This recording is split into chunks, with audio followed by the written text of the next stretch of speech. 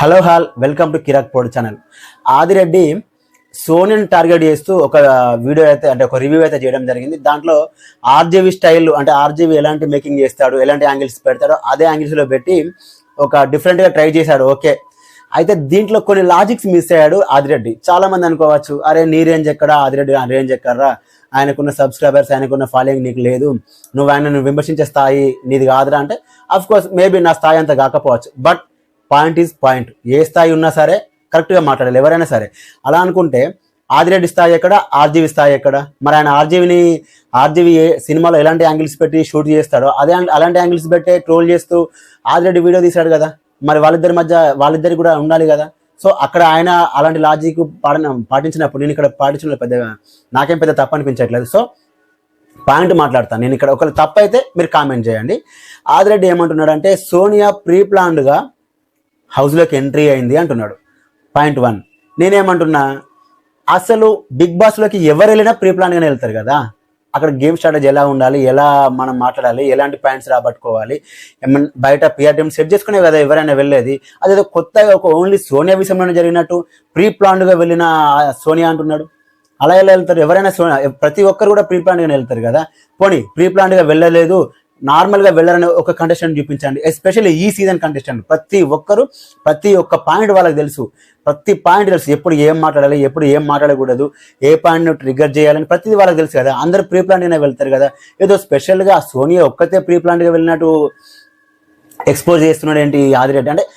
తన టార్గెట్ యాక్చువల్గా సోనియా. సో తన మీద ఎంత అయితే అంత నెగిటివ్ చేయాలని నేను ఇక్కడ సోనియాకి సపోర్ట్ కాదు, కానీ మినిమం పాయింట్స్ అనేవి ఉంటాయి. ఎంత నెగిటివ్ ట్రై చేసినా వాళ్ళలో కొంతవరకు మీరు పాజిటివ్ చెప్పి అప్పుడు నెగిటివ్ చెప్పాలి. దట్ టు 10 daysకే మన షో స్టార్ట్ అయ్యి 10 days అవ్వలేదు, అప్పుడే ఒక సోనియా మీద అంత నెగిటివిటీ ఎందుకనేది నా పాయింట్. అంతే. రిమైనింగ్ కంటెస్టెంట్ విషయంలో కూడా నెగిటివ్స్ ఉన్నాయి కదా, నేను చెప్తాను అవి కూడా. వాళ్ళందరినీ వదిలేసి కేవలం సోనియాని మాత్రం ఎందుకు టార్గెట్ చేయడం? నేను ఒకటి క్లియర్గా చెప్పదలుచుకున్నాను ఏంటంటే, సోనియా లాంటి కంటెస్టెంట్ హౌస్లో ఉండాలి. వాళ్ళు ఉన్నప్పుడే మనం మాట్లాడుకోనికైనా, మీరు కామెంట్ చేయడానికైనా, ఆదిరెడ్డి లాంటి వాళ్ళు రివ్యూస్ చేయడానికైనా, బిగ్ బాస్ టీఆర్పీ రావడానికైనా, వాళ్ళు చూపించడానికైనా అలాంటి కంటెస్ట్ ఉంటేనే బయటకు వస్తుంది. ఒకవేళ ఆమె లేకపోయింది అనుకో, ఇప్పుడు వచ్చిన కంటెస్టెంట్స్లో ఎవరైనా కంటెంట్ ఇచ్చే వాళ్ళు ఉన్నారా అండి? మీరు ఒకసారి రఫ్గా ఆలోచించండి. మనం అందరం తిడుతున్నాం ఓకే, కానీ సోనియా లేకపోయింటే ఇప్పుడు హౌస్ ఎంత డల్ ఉండేది? తన పాయింట్ ఆఫ్ వ్యూలో కొన్ని కరెక్ట్గానే ఉన్నాయి. ఏమంటున్నాడు ఆదిరెడ్డి? అనవసరంగా ఏది విష్ణుప్రియ ఏ మాట అయితే అన్నుందో, నీకు ఫ్రెండ్షిప్ ఎలా కుదిరిందో, అనవసరంగా ఎలా అయితే నువ్వెందుకు అంత రియాక్ట్ అవ్వాల్సిన అవసరం కాదు అని ఆదిరెడ్డి అంటున్నాడు. దానికి సోనియా ఎక్స్ప్లెనేషన్ ఇచ్చింది. మరి అది చెప్పాలి కదా. అది వినకుండా, లైవ్ చూడకుండా మీరు అంత పెద్ద రివ్యూవర్ అయి ఉండి అంత ఈజీగా అదంతా రియాక్ట్ కావాల్సిన అవసరం లేదని ఏ విధంగా జడ్జి చేసి ఆమె నెగిటివ్ చేస్తున్నారు? తను క్లియర్గా మణికంఠతో ఎక్స్ప్లెనేషన్ ఇచ్చింది. అప్పటికి నా మూడ్ బాగాలేదు, హౌస్ మేట్స్ అందరూ ఇండైరెక్ట్గా నా గురించి నిఖిల్ గురించి మాట్లాడుకుంటున్నారు, గ్రూప్స్గా డివైడ్ అయ్యి, నాకు అది నచ్చట్లేదు. నేను ఆ బ్యాడ్ మూడ్లో ఉన్నప్పుడు విష్ణుప్రియ వచ్చి ఆ మాట అనేది అది నేను తీసుకోలేకపోయాను, అందుకే అంత హార్ష్గా రియాక్ట్ అయినా క్లియర్గా చెప్పింది. ఒకవేళ విష్ణుప్రియ నేను మాత్రమే ఉన్నప్పుడు, ఇండివిజువల్గా మేమిద్దరం ఉన్నప్పుడు, ఒకవేళ తను ఆ పాయింట్ రేజ్ చేసి ఉంటే నేను ఖచ్చితంగా తనకు కూల్గానే సమాధానం ఇచ్చేదాన్ని. కానీ తను అడిగే టైము అప్పటికి నా మూడు బాగాలేదు కాబట్టి నేను అంత హార్ష్గా రియాక్ట్ అయినా అని చెప్పింది. అది కూడా కరెక్టే కదా. ప్రతి ఒక్కరి మూడు ఎలా ఉంటుంది ఎవరికి తెలియదు కదా. సో అలా తనలో రియాక్ట్ అవ్వడం తప్పేముంది? దాని తర్వాత కూడా విష్ణుప్రియ ఎన్నో మాటలు వదిలేసింది కదా, అది కూడా చెప్పాలి కదా. తన మిస్టేక్ ఉంది, తను అడల్టరీ రిలేటెడ్ కామెంట్ జోక్లకు నన్ను తీసుకురాకనేది బాగానే ఉంది. అక్కడ వరకు సో అనేది రాంగే. మరి దాని తర్వాత విష్ణుప్రియ అంతకు మించిన మాటలు మాట్లాడింది కదా, ఎక్కువ మాటలు మాట్లాడింది కదా. మరి అవి కూడా మనం కన్సిడర్ చేయాలి కదా. ఎందుకు కన్సిడర్ చేయాలరా అని మీరు అనుకోవచ్చు. నేను దీనికి కూడా ఒక పాయింట్ చెప్తాను. విష్ణుప్రియను నామినేషన్ చేసేటప్పుడు మన నామినేషన్ టైంలో విష్ణుప్రియ చేయలేదు కదా, విష్ణుప్రియ సోనియా నామినేట్ చేసినప్పుడు ఏం చెప్పింది సోనియా అంటే తన డ్రెస్సింగ్ స్టైల్ గురించి కానీ కొంతవరకు అయితే బ్యాడ్గా మాట్లాడింది. ఇప్పుడు ఈయన చెప్పే లాజిక్ ఏంటి? విష్ణుప్రియను అనరాని మాటలని అనింది అని చెప్తున్నాడు. అదే at the same time Vishnupriya కూడా సోనియా అనరాని మాటలని అనింది కదా. నామినేషన్లో విష్ణుప్రియను సోనియా అనింది, అలాగే ఈ ఇష్యూలో ఏది నిఖిల్ ఫ్రెండ్షిప్ విషయంలో కూడా విష్ణుప్రియ కూడా సోనియాని అనింది కదా. అని పుణ్యస్త్రీవా ఇలాంటి మాటలు మాట్లాడింది కదా. మరి అప్పుడు రెండింటి కంపేర్ చేసి చూసుకోవాలి కదా. ఎందుకు అప్పుడు సైలెంట్గా ఉన్నాడు అంటే, మీరు ఆ పాయింట్ చెప్పాలి, ఈ పాయింట్ చెప్పాలి, అప్పుడు కరెక్ట్గా ఉంటుంది. కానీ ఓన్లీ విష్ణుప్రియను సోనియా అన్న మాటలు మాత్రం ఎందుకు ట్రిగర్ చేసి చెప్పడం? ఇంకా ఈయన ఏమన్నాడంటే విష్ణుప్రియను అంత పెద్ద ఇష్యూ జరిగింది కదా, విష్ణుప్రియను ఎందుకు నామినేట్ చేయాలి అంటున్నాడు. దానికి కూడా సోనియా క్లియర్ ఎక్స్ప్లెనేషన్ ఇచ్చింది. అది చూడాలి కదా అండి ఆదిరెడ్డి గారు, మీరు చూసి చెప్పాలి కదా. మీరు పెద్ద రివ్యూవర్ ఉండే, మీకు కొన్ని లక్షల వ్యూస్ వస్తాయి, మీరు ఖచ్చితంగా చూసి చెప్పాలి కదా. దానికి విష్ణుప్రియ సోనియా ఏం ఎక్స్ప్లెనేషన్ ఇచ్చింది, అది నాకు విష్ణుప్రియకు జరిగిన పర్సనల్ ఇష్యూ, నా పర్సనల్ ఇష్యూని నేను తీసుకొచ్చి నామినేషన్లో చెప్పాను, నేను హౌస్కి రిలేటెడ్ మాత్రమే నామినేట్ చేస్తానని క్లియర్గా చెప్పింది. ఇంతకు మించి ఇంకా డిస్కషన్ ఏముంది, అది కూడా నిజమే కదా, అది పర్సనల్ ఇష్యూ అని మాట్లాడింది. అలాంటప్పుడు తను నామినేట్ చేయాల్సిన అవసరం లేదు కదా. విష్ణుప్రియ కనిపించలేదు, తను నామినేట్ చేసింది, ఓకే. సోనియా కనిపించలేదు, సోనియా ఏ పాయింట్ మీద విష్ణుప్రియ నామినేట్ చేయాలో కూడా మీరే డిసైడ్ చేస్తారా?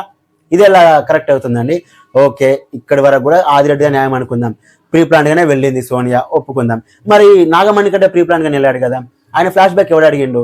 మీరు అక్కడ ఆయన విషయంలో ఎందుకు స్టాండ్ తీసుకొని అతన్ని నెగిటివ్ గా పాజిటివ్ గా ప్రొటెక్ట్ చేయలేకపోయారు? అంటే అతను మీకు నచ్చాడా? నాగమణి కంటే స్ట్రాటజీ ప్లే చేయలేదా? ప్రీ ప్లాన్ గా వెళ్ళలేదా? నాగమణి కంటే పిఆర్ టీం లేదా? నాట్ ఓన్లీ నాగమణి కంటే సోనియా, హౌస్ లోకి వెళ్ళే ప్రతి ఒక్కరికి పిఆర్ టీం ఉంటుంది, అది మీకు తెలుసు, అందరికీ తెలుసు. మీరు కూడా హౌస్ లోకి వెళ్ళారు కదా, మీరు 5 కలిసి ఆడలేదా? మీరు ఒక గ్రూప్ ఆడలేదా? మీరు కూడా అదే 6 చేసిన పని అదే కదా. ఇక్కడ గ్రూప్ ఆడింది ఎవరు? పిఆర్ టీం లేకుండా వెళ్ళేది ఎవరు? అసలు ఏ స్ట్రాటజీ లేకుండా హౌస్ లోకి ఎవరు వెళ్ళరు కదా. అది కేవలం ఒక సోనియా విషయంలో ఎందుకు ఇంత తొందరగా నిజంగానే ఒక 5 వీక్స్ జరిగింది, సరే సోనియాని ఒక మాట అందామన్నా అర్థం ఉండేది కదా. మరి 10 డేస్కే తనని ఎందుకు అంత దారుణంగా నెగిటివ్ పాయింట్ చేయడం? అది మీలాంటి వాళ్ళు, నాలాంటి వాళ్ళు చేసిన పెద్ద ఫరకేం పడదండి. నాకున్న లిమిటెడ్ సబ్స్క్రైబర్, నాకు వచ్చే లిమిటెడ్ వ్యూస్లో నాకు పెద్ద ఫరకేం పడదు, ఎవరు పట్టించుకోరు. నా రివ్యూని అంతా కన్సిడర్ చేయకపోవచ్చు, కానీ మీ రివ్యూని ఖచ్చితంగా కన్సిడర్ చేస్తారు. ఎందుకంటే మీరు బిగ్ బాస్ సీజన్ 6కి వెళ్ళొచ్చారు, మీరు ఇప్పుడు ఒక సెలబ్రిటీ హోదాలో ఉన్నారు, మీ రివ్యూస్ ఫారెన్ వాళ్ళు చూస్తారు. అలాంటప్పుడు మీరు ఎంత బాధ్యతగా చెప్పాలండి మీ రివ్యూస్ అనేవి. ఇంత సింపుల్ గా ఒక లేడీ కంటెస్టెంట్ మీద మీరు ఏ విధంగా నెగిటివ్ గా పోర్ట్రేట్ చేస్తారు? దాంట్లో ఇంకా ఆర్జీవన్ తీసుకొచ్చారు. ఎవరు ఏ హీరో వాళ్ళు ఎవరు ఏం సపోర్ట్ చేయలేదా? ఎందుకు ఆర్జీవన్ తీసుకొచ్చి మీరు ఇండైరెక్ట్ గా వాళ్ళ మధ్య అంటే ఆర్జీవీ బ్యాక్ నుంచి సపోర్ట్ చేసినట్టుగా పోర్ట్రేట్ చేయడం ఎందుకండి? మీ పర్సనల్ ఒపీనియన్ చెప్తున్నారు ఎందుకంటే ప్రతి దాంట్లో నాకేమనిపించిందండి, ఇలా నాకు కూడా అనిపిస్తుంది అండి. మీరు సోనీ నెగిటివ్ చేసి విష్ణుప్రియని గెలిపించి నీకు ఇంకా వేరే కంటెస్టెంట్ గెలిపించిన ట్రై నాకు కూడా అనిపిస్తుంది. సోనియా ఎవరిని నామినేట్ చేయడం మీరు ఎలా డిసైడ్ చేస్తారండి? సోనియా ఎక్కడ కరెక్ట్ పాయింట్ మాట్లాడలేదా? నేను ఇక్కడ మాట్లాడేది ఒకటే అండి, సోనియా నాకేం ఫేవరెట్ కాదు, నాకు సోనియాకి నేనేం సపోర్ట్ చేయలేదు. బట్ వాంటెల్లి ఒక కంటెస్టెంట్ నెగిటివ్ చేయకూడదు, అది ఆదిరెడ్డి లాంటి రివ్యూవర్ అస్సలు వాంటెల్లి ఎవరిని చేయకూడదు, అది నా పాయింట్. ఈరోజు ఆదిరెడ్డి చేసిన పనే అది. అనవసరంగా సోనియాని టార్గెట్ చేసి మాట్లాడాడు. సోనియాకు సంబంధించి ఎన్ని పాయింట్స్ లేవు. సరే ఇదే ఆదిరెడ్డి విష్ణుప్రియను నామినేట్ చేయొచ్చు కదా ఇష్యూలో అన్నాడు, మరి సీత కూడా అబ్బాయి నామినేట్ చేయొచ్చు కదా, వాళ్ళిద్దరి మధ్య కూడా కాన్ఫ్లిక్ట్ జరిగింది కదా, మరి అక్కడ ఎందుకు నామినేట్ చేయలేదు సీత? అదే విషయంలో సీతనేమన్నా అడిగాడా? సీతనేమన్నా నెగిటివ్గా పోర్ట్రేట్ చేశాడా? అదే ఓన్లీ సోనియా విషయంలో మాత్రమే ఎందుకు అంత దారుణంగా చేయడం? ఏం తప్పు చేసిందని నిజంగా చెప్తున్నా. ఒక్కవేళ మీరు కూడా రఫ్గా ఆలోచించండి. ఓకే, సోనియా నేను 100% జెన్యూన్ అని అనట్లేదు. ఒక్కవేళ సోనియా కనుక హౌస్లో లేకపోయి ఉంటే అప్పుడు ఎలా ఉండేది? మీరు ఒకసారి ఆలోచించండి. ఈ మాత్రం కంటెంట్ అని వచ్చేదా? ఒక్కసారి రఫ్గా ఆలోచించండి. అది తన గేమ్ ప్లాన్ అండి. హౌస్లో ఎన్నైనా గేమ్ స్ట్రాటజీలు వాడచ్చు. అంత దారుణంగా ఎందుకు నెగిటివ్గా ఇప్పుడే పోర్ట్రేట్ చేయడం? ఒక 5 వీక్స్ 10 వీక్స్ వచ్చిన తర్వాత నిజంగా నెగిటివ్ పోర్ట్రేట్ చేస్తే సరేలే ఒక కంక్లూడ్కి రావచ్చులే, ఇక తను మారదనుకోవచ్చు. కానీ 10 డేస్కే ఏంటంటే ఈ రేంజ్లో నెగిటివ్ స్ప్రెడ్ చేయడం ఆడియన్స్ మీద, ఈ రేంజ్లో రుద్దడమా?